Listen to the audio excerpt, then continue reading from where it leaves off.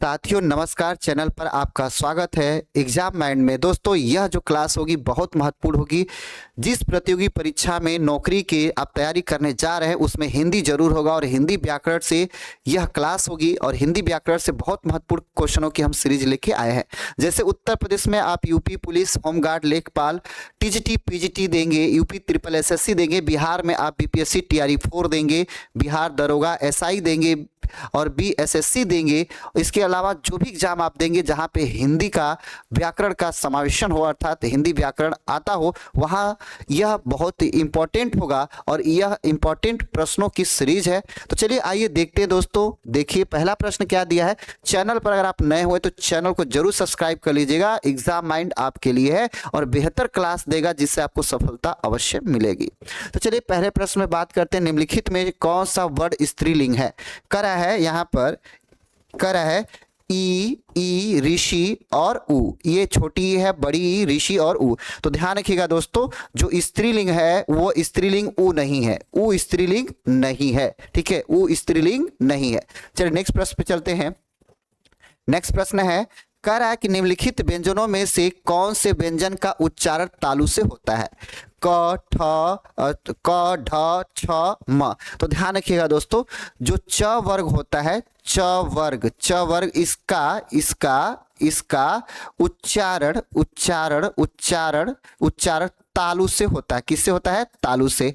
जैसे च, छ, ज और झ इसका तालु से होता है। अब मिलाते हैं यहाँ पे, तो क इसमें है नहीं, ढ इसमें है नहीं, म इसमें है नहीं, इसमें क्या आ रहा है भैया? छ आ रहा है।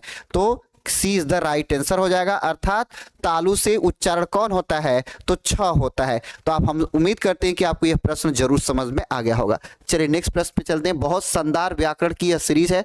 कह लुंठित ध्वनि है र, ध, र। चलिए बताइए लुंठित ध्वनि है। चलिए बताइए भैया लुंठित ध्वनि है, जल्दी से बताइए सभी लोग, लुंठित ध्वनि कौन है? चलिए बताइए। बहुत ही शानदार है। ठीक है, लुंठित ध्वनि, ध्यान रखिएगा लुंठित ध्वनि। ठीक है, देखिए जिस वर्ण का हम उच्चारण करें और जीभ आगे से मुड़ जाए, ठीक है, जीभ आगे से मुड़ जाए उसे हम लुंठित ध्वनि कहते हैं या कंपनात ध्वनि कहते हैं। क्या कहते हैं? कंपनात ध्वनि कहते हैं। तो ध्यान रखिएगा इसमें र है, यह लुंठित ध्वनि होता है। र जीभ लड़ रही है, कंपनात हो रहा है, तो जीभ लड़ रही है अर्थात र ध्वनि आपकी लुंठित ध्वनि में आता है। चलिए बहुत शानदार सीरीज है। चलिए करा है कि ओष्ठ स्पर्श व्यंजन अल्प प्राण अघोष वर्ण और करा कि ओष्ठ स्पर्श व्यंजन अल्प प्राण अघोष वर्ण कौन सा है? प, द, घ, फ। बताइए जल्दी से बताइए सभी लोग। चलिए जल्दी से सभी लोग बताइए।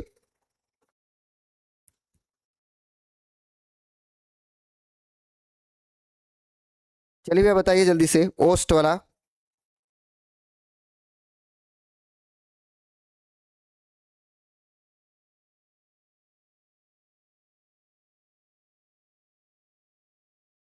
चलिए देखिए इसका सही उत्तर क्या होगा। ओष्ठ वाले का सही उत्तर क्या हो जाएगा भैया? तो ध्यान रखिएगा ओष्ठ स्पर्श व्यंजन अल्प प्राण अघोष वर्ण में कौन आता है? तो हमेशा प आता है। क्या आता है? तो प इसमें आएगा, बाकी इसमें नहीं आएंगे। ध्यान रखिएगा अगर ऐसे प्रश्न आपको दे तो प आएगा। ठीक है, चलिए नेक्स्ट प्रश्न पे चलते हैं हम लोग। चलिए नेक्स्ट प्रश्न पे चलते हैं।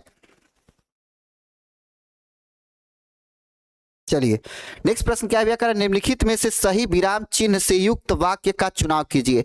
क्या आप हरिद्वार से आ रहे हैं? सुनो सुनो वह गा रही है। राम लक्ष्मण और शत्रुघ्न पधारे हैं। राम नरेश गोबर गणेश है। चलिए बताइए इसका सही जवाब बताइए। ध्यान रखिएगा करा सही विराम चिन्ह से युक्त वाक्य का चुनाव कीजिए। विराम करा कि क्या आप हरिद्वार से आ रहे हैं, यहाँ पे हैं दे दिया। करा कि देखिए क्या लगा दिया तो यहाँ पे क्वेश्चन मार्क हो जाएगा।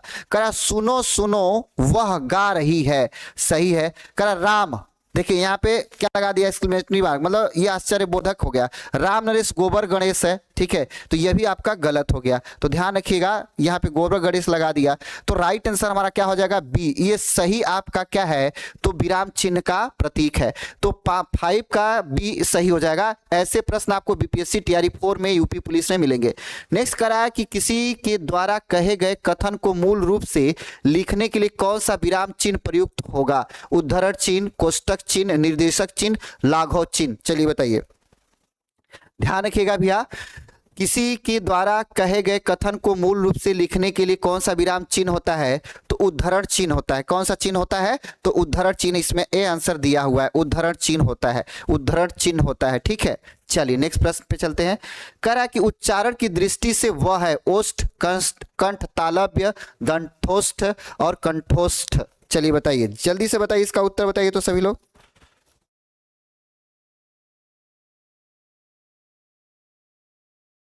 चलिए बताइए जल्दी से।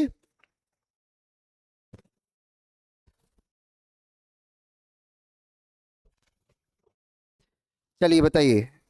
देखिए एक बात ध्यान रखिएगा, यह अंतस्थ व्यंजन में आता है। किस में आता है? अंतस्थ व्यंजन में आता है। वह किस में आता है?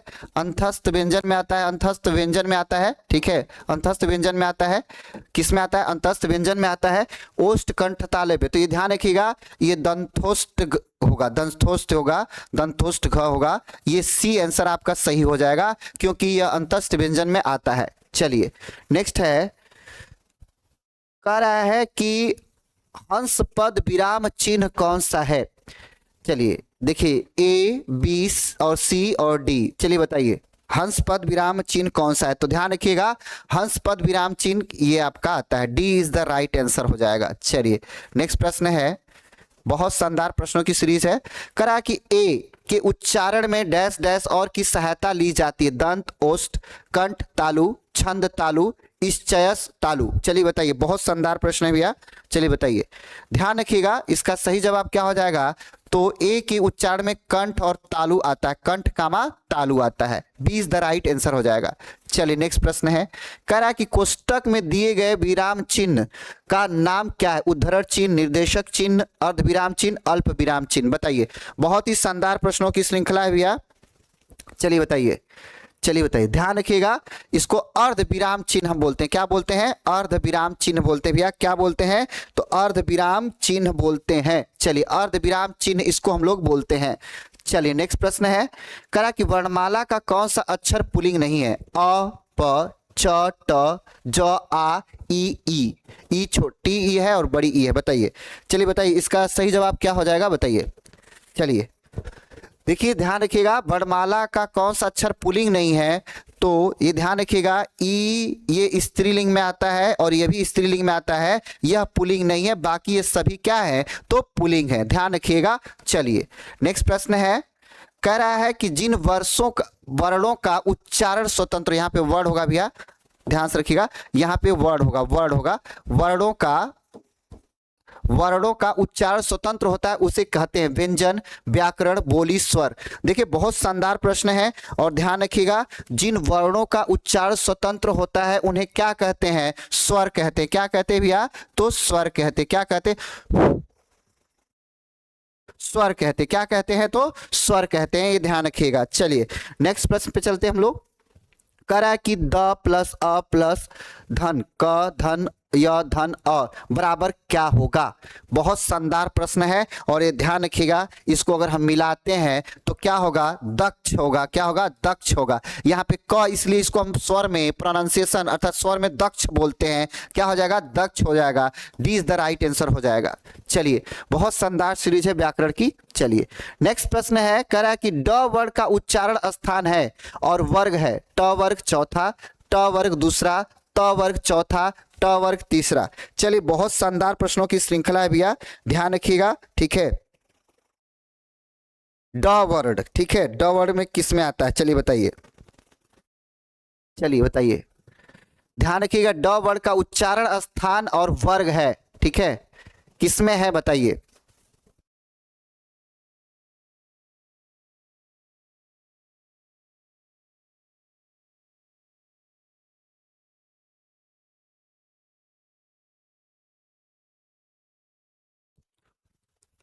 ध्यान रखिएगा भैया, ड वर्ड का उच्चारण स्थान क्या होगा? तो ध्यान रखिएगा, ध्यान रखिएगा, ड उच्चारण अर्थ इसका क्या होगा?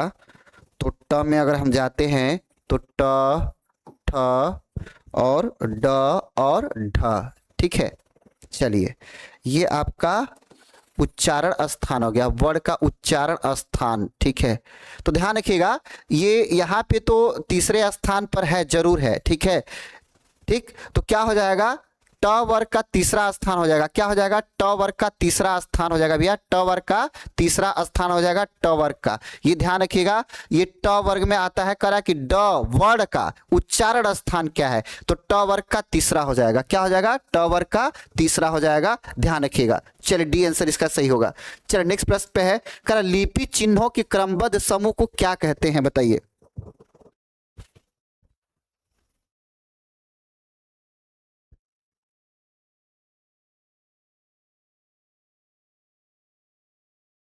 चलिए भैया बताइए, लिपि चिन्हों के क्रमबद्ध समूह को क्या कहते हैं, वर्ण समूह, वर्णमाला, अक्षर, वर्ण, क्या कहते हैं बताइए। बहुत शानदार प्रश्न है, चलिए ध्यान रखिएगा, इसका सही उत्तर क्या हो जाएगा, तो लिपि चिन्हों के क्रमबद्ध समूह को हम क्या कहते हैं, तो वर्णमाला कहते हैं, क्या कहते हैं भैया, तो वर्णमाला कहते हैं। चलिए नेक्स्ट प्रश्न है, कह रहा है कि हिंदी भाषा में ह्रस्व स्वर की संख्या कितनी होती है, यहाँ पे ह्रस्व नहीं होगा, ह्रस्व स्वर होगा, माफ कीजिएगा ये मिस्टेक है, 2 7 11 4। चलिए बताइए, 2 7 11 11 4 बताइए, ह्रस्व स्वर की बात किया है, हिंदी भाषा में ह्रस्व स्वरों की संख्या कितनी होती है, तो ध्यान रखिएगा, हिंदी भाषा में ह्रस्व स्वरों की संख्या कितनी होती है, 4 होती है भैया, ह्रस्व स्वरों की संख्या कितनी होती है, तो 4 होती है, ठीक है।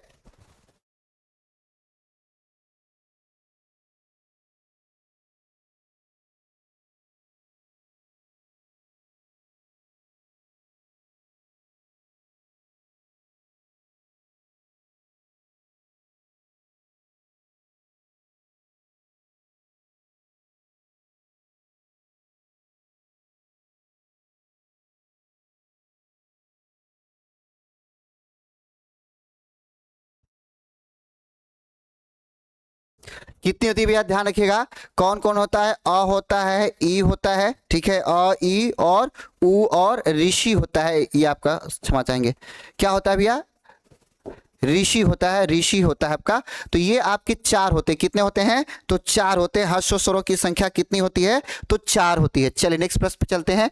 नेक्स्ट प्रश्न है करा कि ऐसी कौन सी 2 मात्राएं हैं जिनका प्रयोग तो किया जाता है किंतु उनका समावेश स्वर में नहीं किया जाता, अ ऋषि उ, अंग आ ई। चलिए बताइए, बहुत ही शानदार प्रश्न है और ध्यान रखिएगा, अंग और अ इसका प्रयोग समावेश स्वर में नहीं किया जाता, सी इज द राइट आंसर हो जाएगा, सी इज द राइट आंसर हो जाएगा। चलिए नेक्स्ट प्रश्न है, करा कि उच्चारण की दृष्टि से संबल ध्वनि का कौन सा वर्गीकरण है, संबल ध्वनि का कौन सा वर्गीकरण है, संयुक्त ध्वनि, द्वित्व ध्वनि, युग्म ध्वनि, संपृक्तक ध्वनि, क्या इसका सही होगा बताइए। तो चलिए देखिए, संपृक्त ध्वनि होगा, क्या होगा, संपृक्त ध्वनि होगा, संबल ध्वनि संपृक्त ध्वनि होगा, ठीक है। बहुत शानदार प्रश्नों की श्रृंखला है, ठीक है। चलिए नेक्स्ट प्रश्न चलते हैं। नेक्स्ट प्रश्न है, करा कि किस स्वर के उच्चारण में दीर्घ स्वर से भी अधिक समय लगता है, ह्रस्व, प्लुप्त, अनुस्वर, अनुनासिक स्वर। बहुत ही शानदार श्रृंखला, ध्यान रखिएगा, प्लुप्त स्वर में भी अधिक समय लगता है, किस स्वर में लगता है, तो प्लुप्त स्वर में अधिक समय लगता है। चलिए नेक्स्ट प्रश्न है, करा कि वर्णमाला में स्पर्श व्यंजनों की संख्या कितनी होती है, 30, 20, 25, 35। चलिए बताइए, बहुत ही शानदार प्रश्न है, ध्यान रखिएगा, वर्णमाला में स्पर्श व्यंजनों की संख्या कितनी होती है, तो 25 होती है, कितनी होती है, तो 25 होती है। चलिए नेक्स्ट प्रश्न है, करा कि स्वर ए का उच्चारण स्थान कौन सा है, कंठ, तालव्य, दंतोष्ठ, ओष्ठ, कंठोष्ठ। तो बताइए सही जवाब इसका क्या होगा, तो ध्यान रखिएगा, इसका सही जवाब क्या हो जाएगा, तो कंठ तालव्य हो जाएगा, क्या हो जाएगा, कंठ तालव्य हो जाएगा। चलिए बहुत शानदार श्रृंखला। चलिए नेक्स्ट प्रश्न पे चलते हैं। कह रहा है कि हिंदी शब्दकोश में क के बाद कौन सा व्यंजन दिखाई देता है, क, ख, छ, च, झ, ज्ञ, ख, छ, च, ज्ञ। बताइए, चलिए बताइए, बताइए भैया जल्दी से बताइए, ध्यान रखिएगा, हिंदी शब्दकोश में क के बाद कौन सा व्यंजन दिखाई देता है। चलिए बहुत ही शानदार प्रश्न है।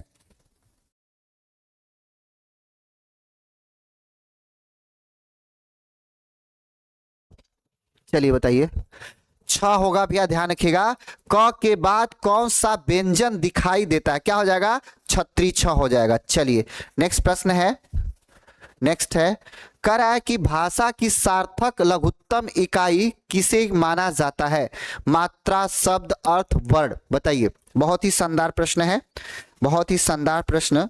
करा कि भाषा की सार्थक लघुत्तम इकाई किसे माना जाता है? चलिए, तो ध्यान रखिएगा, शब्द को माना जाता है। भाषा की सार्थक लघुत्तम इकाई किसको माना जाता है? तो शब्द को माना जाता है। ठीक है, चलिए नेक्स्ट प्रश्न है, कह रहा है कि निम्न में दंत वर्ण कौन सा है? निम्न में दंत वर्ण कौन सा है? ठीक है, बहुत ही शानदार।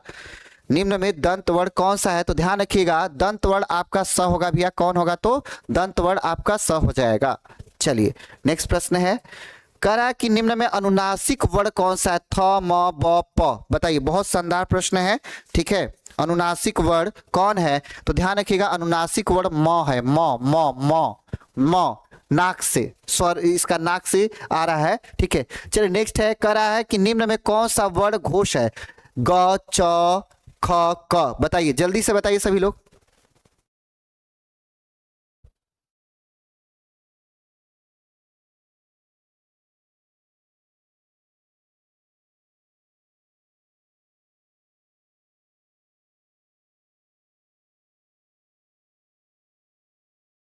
चलिए भैया, चलिए देखते हैं घोष वर्ण कौन सा है।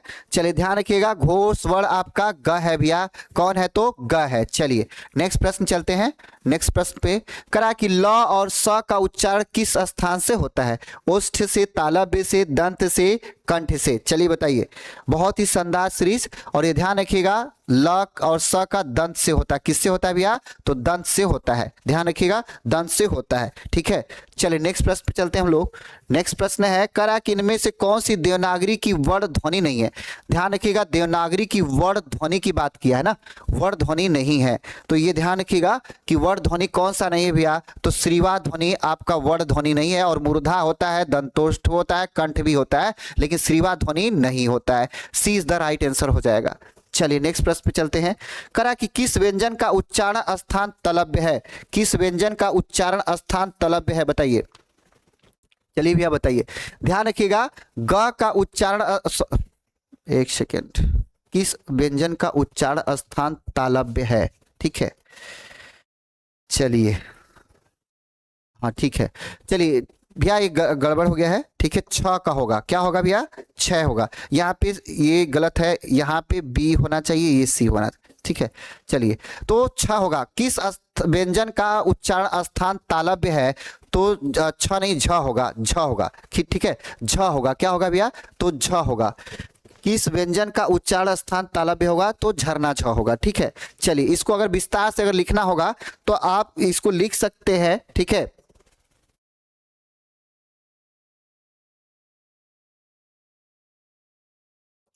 जैसे विस्तार से अगर आप लिखते हैं कि च, छ और ज और झ। ठीक है, तो ये तालव्य में आता है। ठीक है, तो झ आपका हमेशा किस में आता है? तालव्य में, झ झ। ठीक है, ये ध्यान रखिएगा, किस व्यंजन का उच्चारण स्थान तालव्य होता है? तो झ का तालव्य होता है। चलिए नेक्स्ट प्रश्न है, चल भाई चल चल। करा जिन ध्वनियों की गणना न स्वर में की जाती है न व्यंजन में, उसे क्या कहते हैं? अयोग, वाह, अंतस्थ, ऊष्म, आगत। बहुत ही शानदार प्रश्नों की सीरीज है भैया। और ध्यान रखिएगा, ऐसे प्रश्न आपको हमेशा एग्जाम में आते हैं। उसे क्या कहते हैं? तो अयोग वाह कहते हैं। क्या कहते हैं? तो अयोग वाह कहते हैं। ठीक है, चलिए नेक्स्ट प्रश्न पे चलते हैं।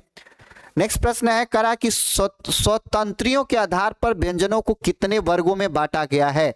स्वतंत्रियों के आधार पर व्यंजनों को कितने वर्गों में बांटा गया है? इसका सही जवाब क्या होगा? तो ध्यान रखिएगा, 2 वर्गों में बांटा गया है। किस में बांटा गया है?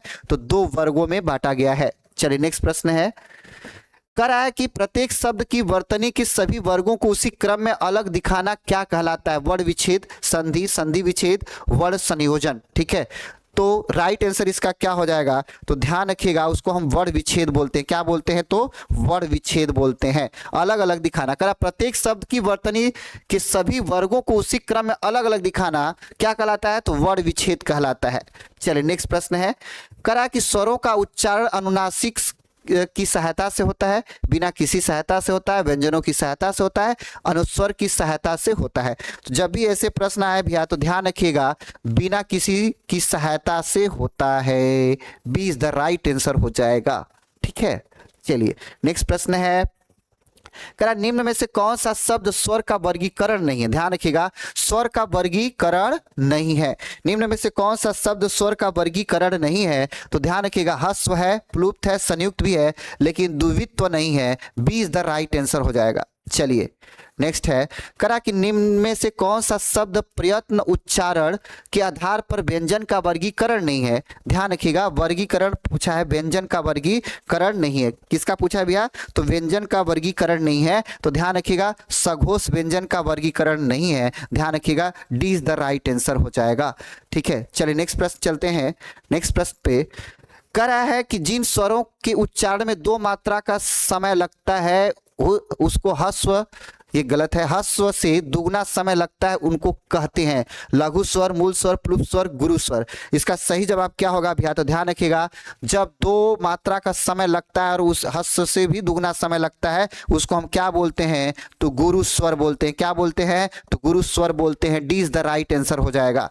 चलिए नेक्स्ट प्रश्न है, करा कि जिस व्यंजन ध्वनि के उच्चारण के समय स्वर तंत्री में कंपन होता है उस उच्चारण स्थान के आधार पर ध्वनियों के वर्गीकरण में उसका क्या स्थान है, वर्त, काकल्य, कंठ्य, मूर्धन्य। इसका सही उत्तर क्या हो जाएगा, तो ध्यान रखिएगा काकल्य हो जाएगा। क्या हो जाएगा, तो काकल्य, B is the right answer हो जाएगा। चलिए नेक्स्ट प्रश्न है, कह रहा है कि विसर्ग का उच्चारण स्थान अनुनासिक, तालव्य, ओष्ठ हो गया, यहाँ पे ओष्ठ, कंठ हो गया, ओष्ठ या कंठ होगा। तो इसका सही उत्तर क्या होगा भैया, तो ध्यान रखिएगा ये कंठ होता है। क्या होता है, तो कंठ होता है। क्या होता है, तो कंठ होता है। चलिए नेक्स्ट प्रश्न है, करा है कि प्रत्येक वर्ग का प्रथम एवं द्वितीय वर्ग किस प्रकार के हैं, नाद, अघोष, घोष, उपयुक्त में से एक से अधिक, उपयुक्त में से कोई नहीं। तो ध्यान रखिएगा उसका उत्तर क्या हो जाएगा, अघोष होता है। हमेशा क्या होता है भैया, तो अघोष होता है। चलिए नेक्स्ट प्रश्न है और लास्ट प्रश्न है, निम्नलिखित में से अंतस्थ व्यंजन कौन से है, य, र, ल, व। खत्म कहानी। राइट आंसर आपका क्या हो जाएगा, य, र, ल, व हो जाएगा। तो दोस्तों ये था आपका शानदार सीरीज। ठीक है, और बहुत ही शानदार इंपॉर्टेंट मैंने प्रैक्टिस कराया है, अभ्यास कराया है, और आपको मॉडल पेपर लेके हम व्याकरण का आएंगे। चैनल पर बने रहिएगा। नेक्स्ट सेशन के लिए थैंक यू सो मच।